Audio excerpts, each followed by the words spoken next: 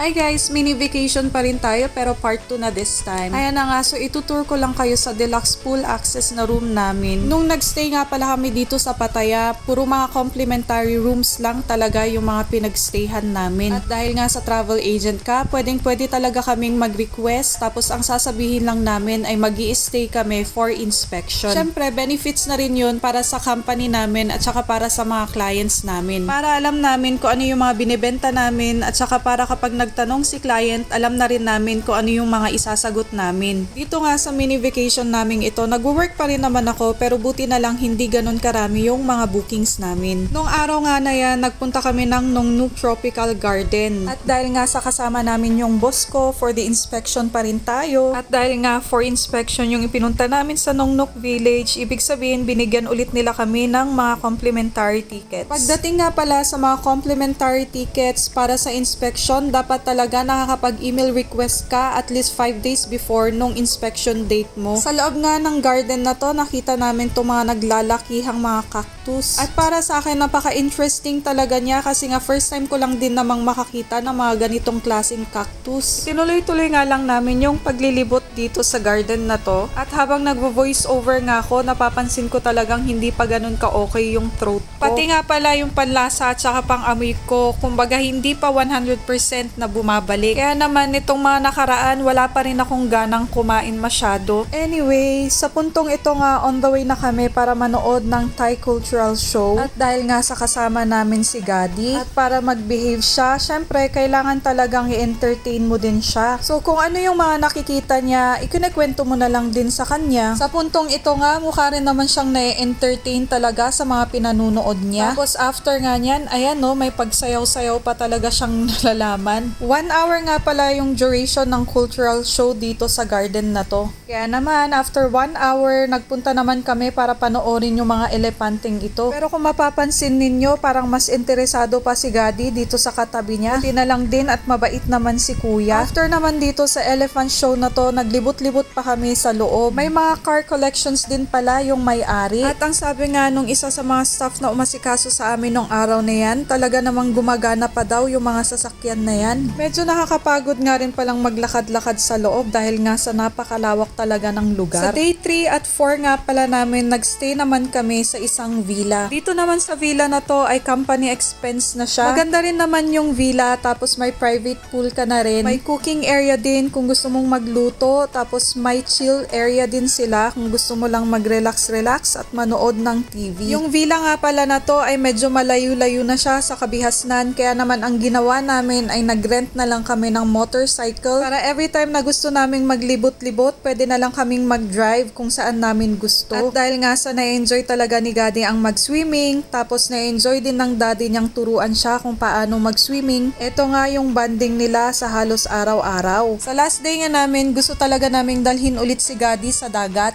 Habang on the way naman kami papuntang dagat, napansin nga naming may playground para sa mga bata. Dumaan na lang din kami saglit para makapaglaro si Gadi. Pero after mga few minutes lang din, nabagot din naman siya, kaya ang ginawa namin, naglakad-lakad na kami sa dagat. Nung time nga na to, nagdadalawang isip talaga kami kung magsiswimming ba kami sa dagat kasama si Gadi or wag na. Pero mukhang yung alon sa dagat na ang nagdesisyon para sa amin. Habang naglalakad kasi si Gadi dyan, bigla na lang din siyang napaupo, kaya kalahati ng katawan niya ay nabasa na ng tubig dagat. Obserbahan na lang din muna namin kung mangangati ba siya o hindi. And yes, paulit-ulit kong nababanggit sa mga vlogs ko, maraming allergies si Gadi kaya talagang kailangan naming mag-ingat. Sa puntong ito nga ay medyo okay pa naman siya, kaya naman ang ginawa namin, umaura-aura na lang din muna kami sa dagat dahil nga sa medyo matagal-tagal din talaga kaming hindi nakakita ng dagat.